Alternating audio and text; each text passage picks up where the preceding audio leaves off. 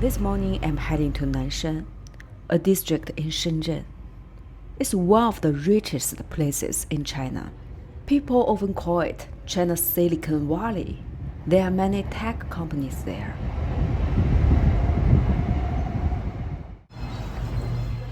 When I arrived, something immediately stood out. Most people looked young, very young, people in their 20s, people in their early 30s, but not many older faces.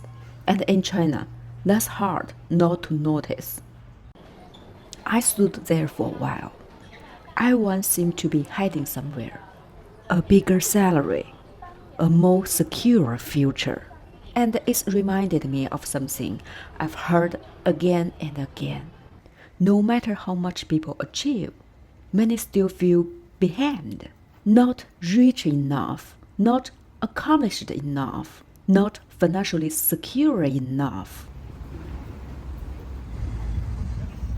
And I standing there, I found myself wondering if this is one of the most successful places in China. Why do so many people still feel like they are losing? That question stayed with me all day. Leaving the station, the first thing I saw was a slogan, Nanshan never stops. And honestly, the city seemed determined to prove it. Construction noise everywhere. New buildings, new roads, new technologies.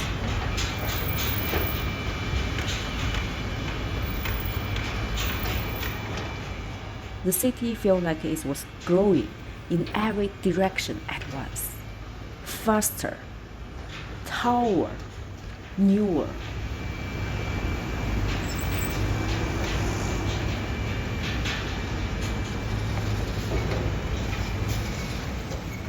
A few months ago, I was trying to keep up with it too. But eventually, I lost my job. And after that, I was priced out of the city. The towers were still rising. The next generation was already arriving. I couldn't help wondering, how do you ever feel like you arrived in a place that never stops moving?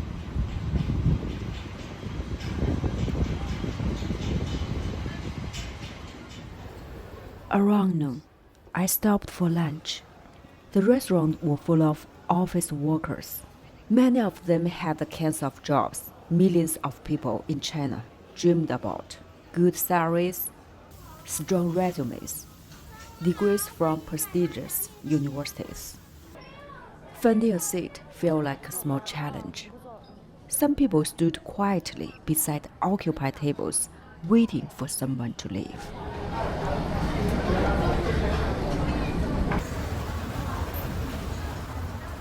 Before I had even finished eating, I could feel it. The subtle pressure. Eat faster, move on, make room for the next person.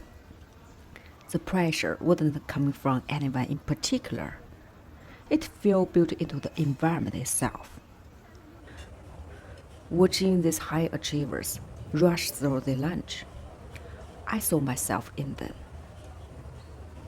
We aren't just taught to work hard. We are programmed to fear standing still. And that programming didn't start in an office. It started in a classroom. Every day in my elevator at home, I saw advertisement for military-style camp for kids. It promised to fix children who were ungrateful, disobedient, afraid of hardship. It made me think of my own childhood. I was a good child, quiet, obedient, compliant. For a long time, I thought those were personality traits. Now I realize they were survival skills. I learned very early that approval feels like safety. When I was in school, there were always a scoreboard, test scores, class rankings. There were always a number telling us where we were stood. My grades weren't terrible, but they weren't impressive either. And in a highly competitive system, the average rarely feels neutral. It feels like falling behind. I still remember the slogan painted on our classroom wall. Raise your score by 1 point. Beat 1,000 people. Back then, nobody questioned it. No child is afraid of a number. They're afraid of what that number might mean.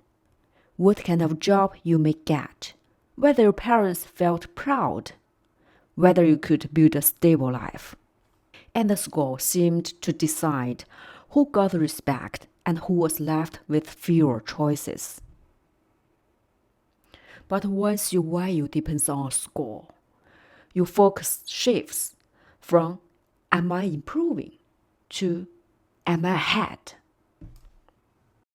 As we grow up, the scoreboard doesn't disappear. It just gets bigger. Grades become salaries. Rankings become job titles. Teacher approval become performance reviews. The scoreboard spreads everywhere. Your neighborhood, your child's school, even your parents. I once tried a face rating app. It gave me a 55 out of 100. Why are we scoring everything, even our own faces? The rules keep changing, but the feeling stays the same. You're constantly looking around to see where you rank. And that's exhausting, because there's always someone younger, richer, and more successful online. Ironically, I didn't start questioning this until the scoreboard was taken away from me. When I lost my job, I suddenly had something I hadn't had for years. Time. Real and structured time. At first, it felt shameful. I wasn't producing. I wasn't moving forward. Without a number to measure myself, I didn't know who I was.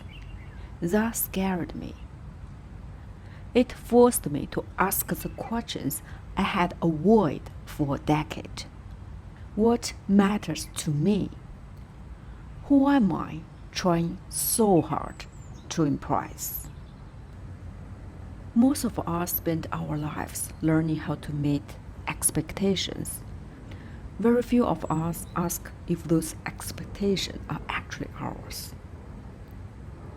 Reflection requires space, but in a world that values busyness as a virtue, space is rare.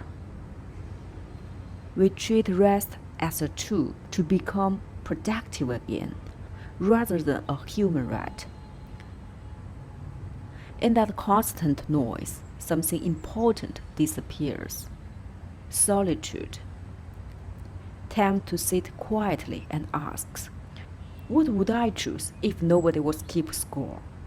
Without reflection, we spend our lives chasing goals we never consciously choose.